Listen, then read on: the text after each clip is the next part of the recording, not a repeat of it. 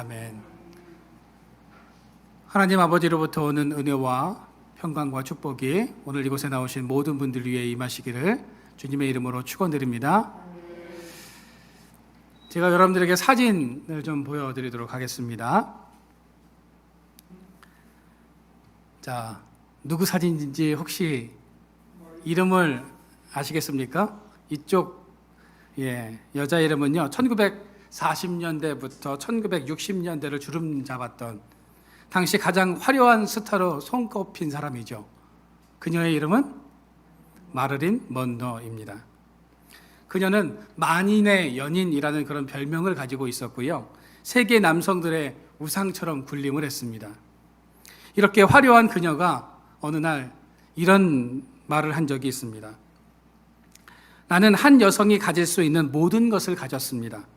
나는 젊고 아름답습니다. 나는 돈도 많고 사랑에 굶주리지도 않았습니다. 수백 통의 팬레터도 매일 받습니다. 누구보다도 건강하고 부족한 것이 없습니다. 미래에도 그렇게 살 수 있을 것이라고 확신합니다. 그런데 웬일일까요? 나는 너무나도 공허하고 불행합니다. 뚜렷한 이유를 찾을 수 없지만 나는 불행하다고 느끼고 있습니다. 결국 마릴린 먼로는 1962년 어느 날 밤 나의 인생은 파장하여 문 닫은 해수욕장 같다라는 글을 남기고 극단적인 선택을 하게 됩니다. 또 이 여성 옆에 있는 아까 그 그림을 다시 한번 보여주시겠어요? 이 남성은 누굴까요? 20세기의 가장 위대한 작가로 여겨지는 해밍웨이입니다. 원래 이 해밍웨이는요, 기독교 집안에서 태어났습니다. 그의 할아버지는 전도자 무디와 아주 친했고 그의 아버지는 선교사의 비전을 가지고 있는 의사였습니다. 그의 어머니도 아주 독실한 크리스찬이었죠. 그런데 이 해밍웨이는 부모님의 이 신앙을 따라 살지 않고 하나님 없는 인생을 살다가 결국 킬리만자로 산 근처에서 스스로 목숨을 끊었습니다. 그도 죽기 전에 이런 글을 남겼습니다. 나는 필라멘트가 끊어진 텅 빈 전구처럼 공허하다 라는 이런 글을 남기고 극단적인 선택을 하고 말았습니다. 사람들은 세상의 모든 것을 가지면 행복할 것이라고 생각합니다. 그러나 그렇지 않죠. 해밍웨이, 마릴린 먼로 이들은 당대의 부와 명성과 인기를 한 몸에 다 가지고 있었던 사람들입니다. 그러나 그들은 결국 모든 것이 공허하고 헛된 것임을 깨닫고 이런 고백들을 한 것 아니겠습니까? 물고기가 물을 떠나서 살 수 없는 것처럼 사람들은요, 하나님을 떠나서 살 수 없는 겁니다. 하나님을 떠난 인간의 삶이란 그 결과가 비참할 수밖에 없다는 거죠. 탕자가 아버지 곁을 떠났을 때 결국 돼지들이나 먹는 쥐염 열매를 먹을 수밖에 없는 그런 신세로 전락하고 말았지 않습니까? 오늘 성경 본문 에스더서는 하나님을 떠난 인생, 하나님이 없는 인생이 어떠한지를 우리에게 말씀해주고 있습니다. 에스더서의 배경은 바벨론이 페르시아에 의해서 멸망하게 되면서 2차 포로 귀환 시기에 조국으로 돌아가지 않고 남아있었던 사람들의 이야기로 시작됩니다. 이 페르시아의 수도가 바로 수산이라는 곳입니다. 에스더서는 바로 이곳을 배경으로 이야기가 전개되고 있다는 거죠. 우리가 이 에스더서를 읽다 보면 아주 재미있는 두 가지 사실을 발견하게 됩니다. 에스더서에서는요, 하나님이라는 단어를 찾아볼 수가 없습니다. 이 에스더서를 그냥 읽으면 고대 국가의 왕실에서 일어난 흥미로운 이야기로만 여겨질 수도 있습니다. 언뜻 봐서는 아무것도 없는 것 같지만 숨은 그림을 찾듯 세심하게 잘 이 에스더서를 살펴보면 하나님은 이 에스더서 전체에서 매우 열심히 일하고 계심을 우리가 발견할 수 있다는 겁니다. 직접적으로 하나님에 대한 이름은 언급되어 있지 않지만 하나님께서는 끊임없이 매 사건마다 매 순간마다 역사하고 계시고 일하고 계시다는 것을 우리가 그 에스더서를 통해서 깨닫게 된다는 거죠.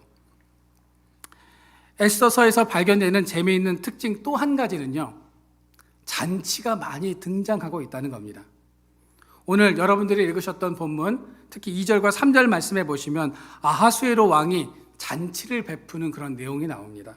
또 5절에 보면 아하수에로의 왕은 수산에 있는 빈부 귀천을 가리지 않고 모든 백성들을 다 불러 모아서 왕궁 후원뜰에서 7일 동안 또 잔치를 벌입니다.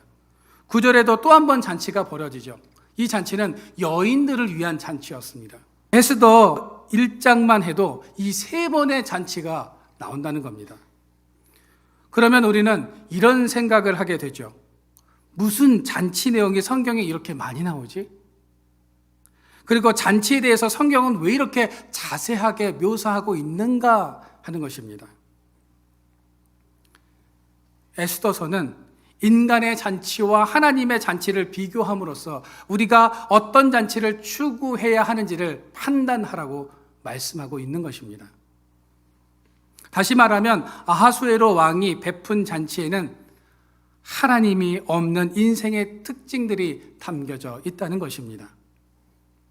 그렇다면 하나님 없는 인생을 살아가는 사람들에게 어떤 특징들이 있는지 우리가 오늘 본문을 통해서 같이 알아보면서 교훈을 얻고자 합니다. 먼저 첫 번째는요, 자기 과시입니다. 3절 말씀해 보십시오.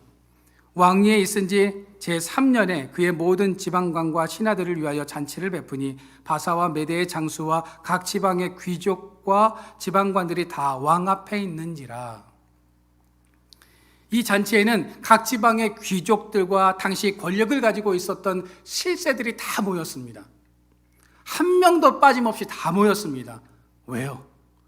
왕이 초청한 그런 잔치였기 때문입니다. 당시 아하수에로 왕은요, 신적인 존재였습니다.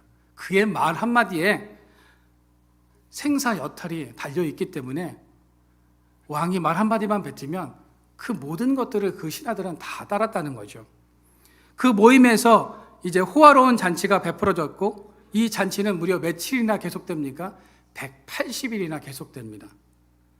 즉 6개월 동안이나 이 잔치가 계속되었다는 거죠. 여러분, 누군가를 집에 초대한다고 한번 생각해 보시기를 바랍니다. 하루만 이 손님이 집에 왔다 가도 어떻습니까? 일거리가 엄청나게 많죠. 그런데 그런 손님 초대를 6개월 동안 하루도 빠짐없이 매일 한다면 어떨 것 같으십니까? 상상을 할 수가 없을 겁니다. 사실 이런 잔치는 전무후무한 잔치이다라는 겁니다. 여러분, 그렇다면 아하수에로 왕은 왜 이런 잔치를 계속 6개월 동안 180일 동안 계속 벌였을까 하는 겁니다. 이 잔치가 말도 안 되는 잔치라는 것을 아마 자기 자신도 잘 알고 있었을 겁니다. 그런데도 그는 6개월 동안 계속 이 잔치를 벌입니다.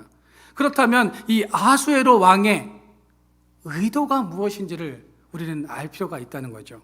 그 답이 4절 말씀에 나옵니다.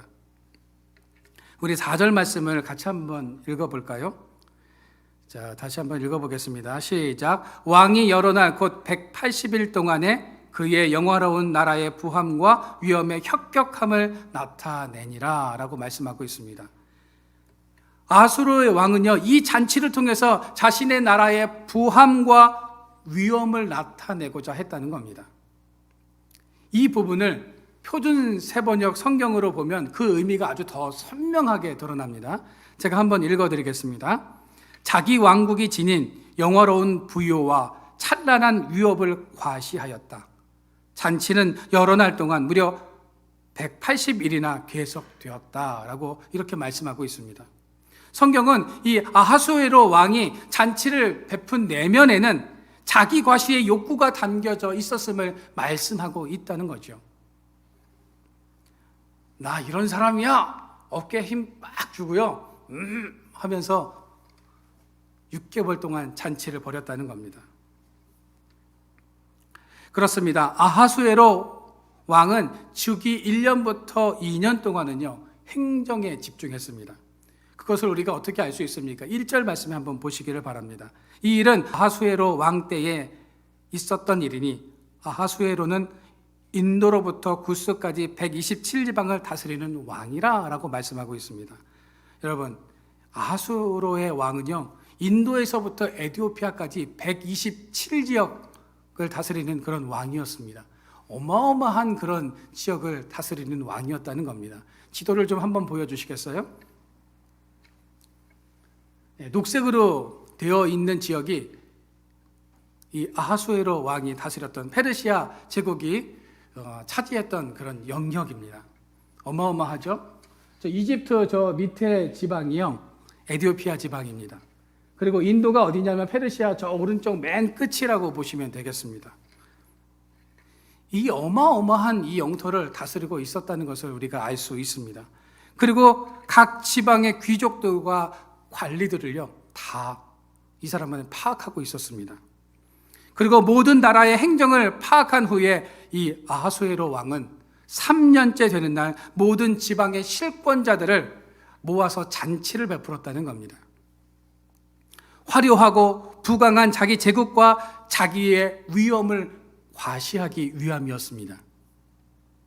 그는 자신이 대단한 왕임을 과시하고 싶었던 겁니다. 그는 큰 잔치를 벌여서 왕의 권세와 위엄을 드러내고 바사 제국에서 자신과 비교할 상대가 없음을 만천하에 알리고 싶었던 겁니다. 아하수에로 왕은 왜 이렇게까지 잔치를 벌이면서 호화로운 삶을 즐겼을까요? 우리는 이 왕의 내면을 들여다볼 필요가 분명히 있다는 겁니다. 아하수에로 왕의 내면 한편에는 한 가지 결핍이 보입니다.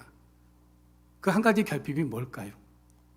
낮은 자존감이다라는 겁니다.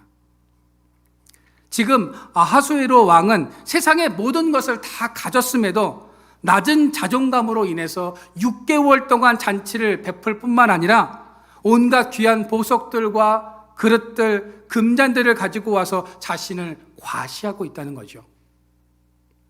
자신의 낮은 자존감을 들키지 않기 위해서 도리어 자신의 제국과 자신의 위엄을 과시했던 것입니다. 여러분, 동물 중에도요, 자신의 약함을 감추기 위해서 자신을 과시하기도 합니다. 동물들은 자신보다 큰 동물을 만나면 어떻습니까? 특히 고양이 같은 경우들은요, 하면서 자신의 털까지 모두 다 세웁니다. 그리고 자신을 크게 보이려고 합니다. 자신이 약하다는 것을 보여주지 않기 위해서 몸을 부풀린다는 거죠. 이런 행동이 일종의 과시인 겁니다. 나를 크게 보여서 상대방으로 하여금 함부로 덤벼들지 못하도록 하는 행위이다라는 겁니다. 아하수에로 왕도 이 동물들처럼 자신의 낮은 자존감을 감추려고 물질로 자신을 과시했다는 겁니다.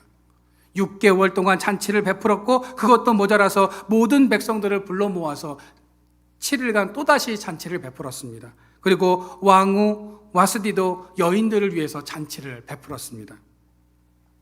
이렇게 잔치에 막 흥이 오르고 있는 이 시점에 이 왕은요, 이제 자신의 아내였던 왕후 와스디를 부릅니다. 그 내용이 11절에 나오는데요, 우리 11절 말씀을 우리가 같이 한번 읽어볼까요? 시작. 왕후 와스디를 청하여 왕후의 관을 정제하고 왕 앞으로 나오게 하여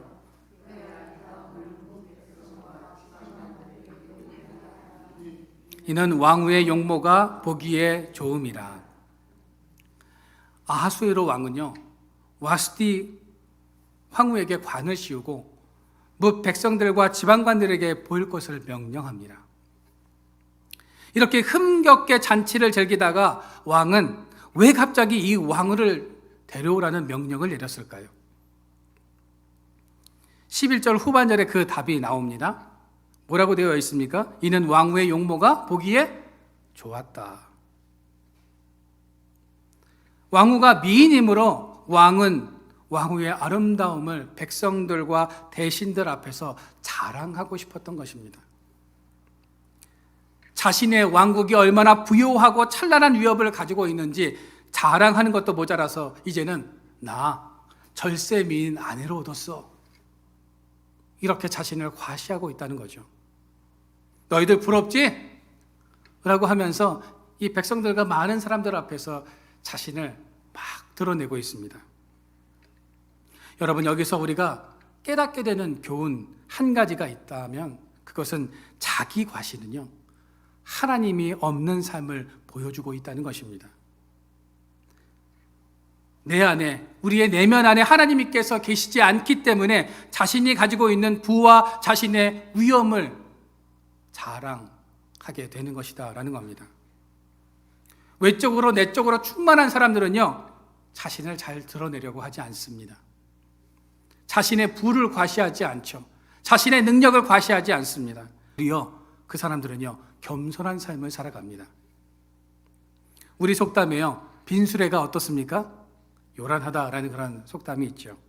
벼는 익을수록 고개를 숙인다라고 말합니다. 외우내강의 사람들은요, 겸손하고 자신을 드러내고 자신을 과시하지 않는다는 겁니다. 여러분, 명절이 되면 TV에서 가끔 중국 영화를 해줄 때가 있습니다. 가끔 제가 그 중국 영화를 볼 때마다 공통적으로 나오는 그런 장면들이 꼭 있습니다. 절대 무림의 고수들은요, 어떻습니까? 아주 은둔 생활을 하면서 평범한 그런 삶을 살아갑니다.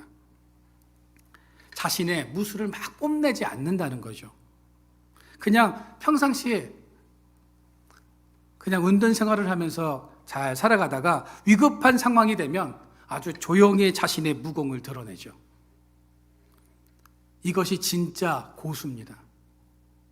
여러분, 신앙의 진짜 고수들도요, 절대로 자신을 잘 드러내지 않습니다.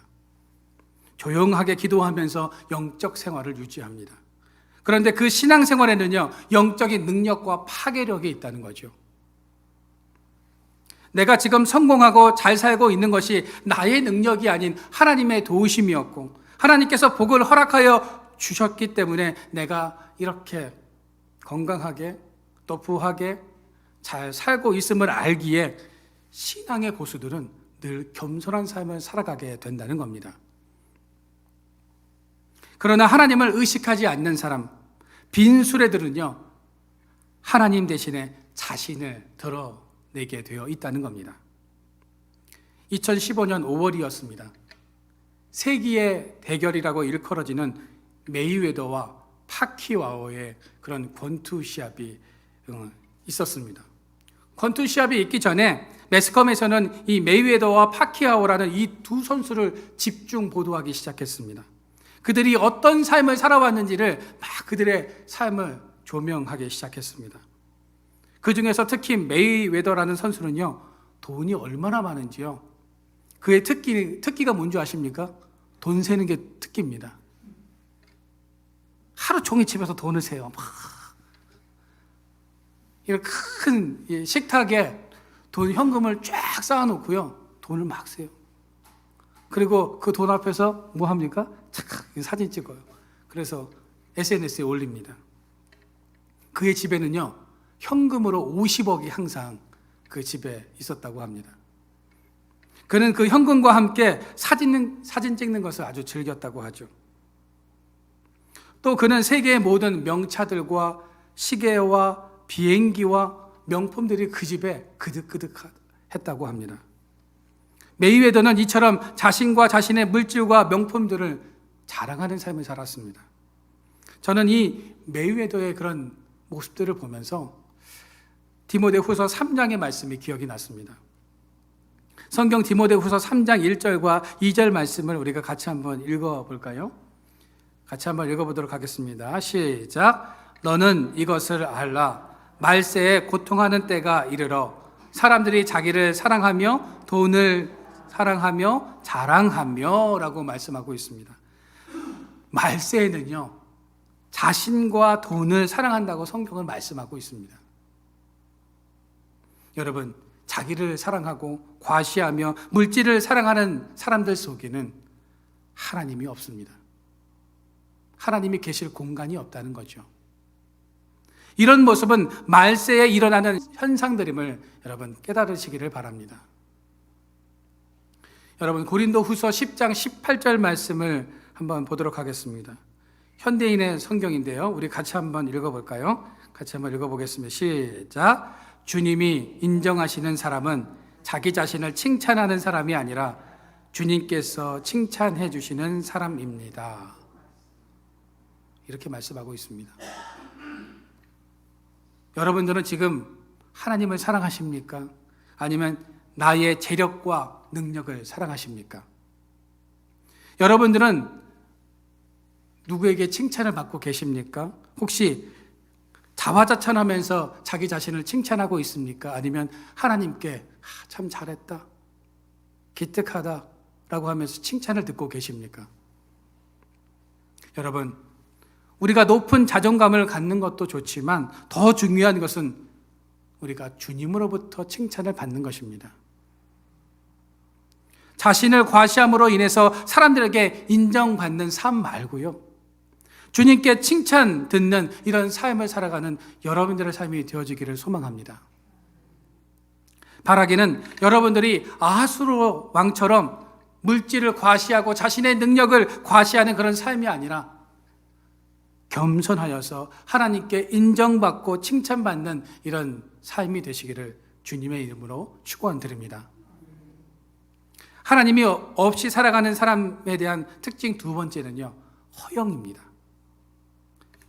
1장 4절에 보시면 아하수르의 왕은요, 무려 180일 동안이나 계속된 잔치가 끝나자마자 연이어서 7일 동안 또 잔치를 베풉니다. 그 잔치가 얼마나 화려했는지 성경은 이렇게 기록하고 있습니다. 6절과 7절 말씀을 우리가 같이 한번 읽어보도록 하겠습니다. 시작. 백색, 녹색, 청색 휘장을 자색하는 배줄로 대리석 기둥 은고리에 메고 금과 은으로 만든 걸상을 백석, 운모석, 흑석을 깐 땅에 진설하고 금잔으로 마시게 하니 잔의 모양이 각기 다르고 왕이 풍부하였으므로 어주가 한이 없으며. 여러분, 대단한 잔치 아닙니까? 정원에는요, 3가지 휘장이 막 쳐져 있고요, 그 휘장은 대리석 기둥에 메어 있는 은고리에 메어져 있습니다. 바닥은 갖가지 보석들과 조개 껍질과 대리석이 깔려 있고요, 금으로 만든 상들과 여러 모양의 금 술잔이 있고 술이 한없이 나옵니다. 끝도 없이 내가 먹고 싶은 만큼 막 계속 술이 한없이 나온다는 거죠. 상상만 해도 그 규모가 어마어마합니다. 성경은 이 잔치가 얼마나 허영으로 가득 차 있는지를 말씀하고 있다는 겁니다. 여러분, 배블론 효과라는 그런 말을 들어보신 적이 있으실 겁니다. 이 효과는요, 가격이 높아질수록 오히려 수요가 높아지는 현상을 말하는 겁니다. 어느 골동품 가게에 유독 안 팔리는 그런 물품이 하나 있었습니다.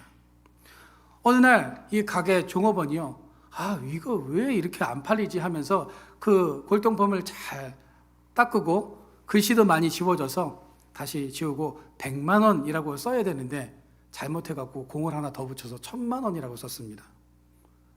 그런데요, 그렇게 안 팔리던 이 골동품이요, 1000만 원이라고 공을 하나 더 붙이는 순간 그날 이 골동품이 팔려버렸다는 겁니다. 이런 기현상이 바로 배블론 효과입니다. 우리나라에서 이런 현상들이 자주 일어나죠. 지금 우리나라에 들어와 있는 명품들 있잖아요. 외국에 나가면 훨씬 더 싼 가격에, 낮은 가격에 살 수 있는데도 우리나라에 들어오면 그 명품의 가치가 한도 끝도 없이 올라가서 비싸게 판매된다는 겁니다. 그러면 사람들은 그 명품을 서로 사가려고 하는 현상들이 일어난다는 거죠. 이런 현상을 배블론 효과라고 하는데, 우스갯소리로 이 배블론 효과를 배부른 효과라고 이렇게 말하기도 합니다. 이 현상의 이면에는 사치와 허영에 들뜬 심리가 뿌리 깊이 내려져 있다라는 겁니다. 예전에 어느 교회에서 네팔에 있는 달빛의 집으로 선교 여행을 갔습니다. 그 달빛의 집은요, 고아원이었습니다. 그곳에는요, 태어나면서부터 버려진 아이들, 또 도저히 집에서 아이를 키울 수가 없어서 이 고아원으로 보내진 아이들, 호랑이에게 부모님이 잡혀먹어서 혼자 살아갈 수가 없어서 이곳으로 보내진 그런 아이들이 거처하는 그런 고아원이었습니다. 그런데 그곳에 선교 여행을 오신 분들 중에 한 권사님이 계셨는데, 이 권사님이 고아원에 오셔서는요, 일도 하고 아이들도 안아주고 많은 섬기는 일을 했으면 참 좋았는데, 이 권사님은 오셔가지고요, 자신의 외적인 모습만 계속 자랑을 했다고 합니다. 다이아몬드 반지를 끼고 와가지고요, 야, 이 다이아몬드 반지가 얼마짜리인 줄 알아? 내가 입고 온 이 옷이 얼마짜리 명품인 줄 알아? 내가 든 이 가방 얼마짜리인 줄 알아? 하면서 열심히 봉사하고 일하고 있는 사람들 옆에서 쫓아다니면서 자기가 끼고 있는 다이아몬드 반지, 옷, 가방을 쉴 틈 없이 자랑을 하고 다녔다고 합니다. 그리고 고아원에서 주는 음식이 마음에 들지 않자 타박을 하기 시작합니다. 그리고 저녁이 되자 지금 입고 있는 옷이 얼마짜리인데 내가 이런 곳에서 잘 수 있느냐 하면서 호텔을 잡아달라고 그 선교사님에게 요청을 했다고 합니다. 여러분, 명품 옷, 명품 가방 입을 수 있고 들 수 있죠. 다이아몬드 반지 낄 수 있죠. 그런데 고아원에 가서 굳이 이런 옷과 반지를 입거나 낄 필요가 있겠습니까? 이 이야기는 네팔 현지 선교사님을 통해서 제가 직접 들은 이야기입니다. 그 고아원 아이들이 그분을 보면서 어떤 생각을 했을까요? 당시 같이 선교 여행을 갔던 분들은요, 그분의 그 행동을 보면서 많이 부끄러워하셨다고 합니다. 여러분, 그 허영의 마음 속에는요, 하나님께서 계실 수가 없습니다. 허영으로 가득 찬 아하수에로의 마음과 다이아몬드 반지를 자랑하던 그분의 마음 속에는요, 하나님이 거주하실 수가 없다는 거죠. 혹시 하나님이 계셔야 할 곳에 우리의 욕심과 허영이 가득한 것은 아닙니까? 여러분, 우리 안에 이런 허영의 마음이 들어오려고 한다면 그 마음을 우리는 밀어내야 합니다. 내 마음에 나의 자랑과 허영이 자리 잡지 못하도록 해야 한다는 거죠. 바라기는 내 마음 중심에 하나님이 자리하실 수 있도록 마음의 주도권을 주님께 내어드릴 수 있는 이런 삶을 살아가는 저와 여러분들의 삶이 되어지기를 축원드립니다. 마지막, 하나님 없는 사람들의 특징 세 번째는요, 분노입니다. 요즘 자동차 운전하다 보면 보복 운전하는 사람들이 참 많습니다. 점점 이 보복 운전이 사회 문제가 되고 있습니다. 순간적으로 일어나는 이 분노를 사람들이 참지 못한다는 거죠. 외국의 사례를 보면 이 보복 운전 때문에 서로 총을 쏘기도 합니다. 우리가 살다 보면 분노가 일어날 수밖에 없는 그런 상황들이 꼭 있습니다. 누구에게나 이런 상황들은 늘 있다는 거죠. 그러나 정상적인 사람이라면 분노를 조절할 수 있는 능력이 있어야 한다는 겁니다. 내가 감당할 수 없는 분노가 치밀어 오를 때 우리는 어떻게 해야 합니까? 때로는 그 자리를 피해야 하는 그런 지혜로움이 우리에게 있어야 한다는 겁니다. 전문가들도 이런 이야기들을 합니다. 사실 한번 잘 생각해 보면 그렇게 화낸 일도 아닌데 화를 내는 경우들이 있다는 거죠. 교회에서도 별것 아닌데 화를 내면서 분위기를 험악하게 만드는 그런 경우들을 제가 종종 본 적이 있습니다. 그럴 때일수록 우리는 마음을 다잡아야 하죠. 그 분노가 나를 지배하지 못하도록 때로는 냉철한 이성을 가질 필요가 분명히 있다는 겁니다. 오늘 본문 에스더서 1장 12절 말씀해 보시면 분노를 주체하지 못하고 있는 아하수에로 왕의 모습이 등장하고 있습니다. 12절 말씀해 보십시오. 그러나 왕후 와스디는 내시가 전하는 왕명을 따르기를 싫어하니 왕이 진노하여 마음속이 어떻게 해요? 불붙는 듯 했다라고 성경은 이렇게 말씀하고 있습니다. 아하수에로 왕은요, 자기를 과시하고 싶은 마음에 왕후를 불렀지만 왕후는 왕명을 거역합니다. 이때 당시에 왕명을 거역한다는 것은 뭡니까? 목숨을 내놓는 행위입니다. 아하수에로 왕이 베푼 잔치는 엉망이 되고 말았습니다. 자신의 얼굴에 먹칠을 한 이 왕후에 대해서 왕은요 분노하기 시작합니다. 그렇다면 이 와스디 왕후는 왜 왕의 이 명령을 거부했을까요? 에스더서에서는 왜 와스디가 왕의 명령을 거부했는지 직접적으로 언급하고 있지는 않습니다. 그러나 우리가 한번 잘 생각해 보면, 그 상황을 잘 생각해 보면 추측해낼 수 있다는 거죠. 그녀는 남자들이 모여서 술을 마시는 자리에 자신이 무의처럼 등장하는 것을 원치 않았을 겁니다. 왕이 자신의 미모를 자랑하려고 부른 것임을 아마 그녀도 잘 알고 있었을 겁니다. 그러나 고대 사회에서는 여인들이 많은 사람들이 있는 곳에 나서는 것을 매우 꺼려했습니다. 귀족들, 지방 관리들, 백성들이 많은 곳에 이 왕후를 부르는 것은 예의도 아니었습니다. 왕후였던 와스디는 품위를 지켜야 했습니다. 또한 고대 사회 전통에 따라서 사람들 앞에 나가는 것 자체가 불쾌한 것이었고 모욕감을 주는 행동이었기에 왕의 명령을 거부한 것입니다. 어쩌면 그녀는 정당한 자기 주장을 한 것일 수도 있습니다. 그러나 아하수로 이 왕은요, 극심한 지금 분노를 표출하고 있다는 거죠. 그 분노가 너무 심해서 마음속이 막 불이 일어나는 겁니다. 잠시 이성적으로 생각해 보면 왕후의 입장을 이해할 수도 있는데 아하수에로는 그 분노를 지금 이겨내지 못하고 있다는 거죠. 여러분, 거절을 한 번도 당해보지 않은 사람이 거절을 당하면 큰 충격을 받게 됩니다. 아하수에로 왕은요, 이 사건으로 왕의 권위가 훼손되었다고 생각하고 있었던 것입니다. 그는 지금 모욕감을 느꼈습니다. 왕의 명령을 어긴 사람을 엄벌로 다스려야 왕권이 유지될 수 있다고 생각하고 있습니다. 그래서 이 아하수에로는 왕후를 이해하고 사랑해 주려는 마음이 전혀 없었다는 거죠. 그래서 이 왕후를 폐위합니다. 아하수에로 왕은 자기를 과시하고 싶었고 그 최고의 클라이막스가 왕후를 사람들에게 보여주는 것이었는데 이 계획이 무산되자 모멸감, 수치감으로 인해서 분노가 찾아오게 되었다는 겁니다. 여러분, 나의 인생의 계획이 거부되고 무너지게 되면 사람에게는 모멸감, 수치감, 낙심이 찾아옵니다.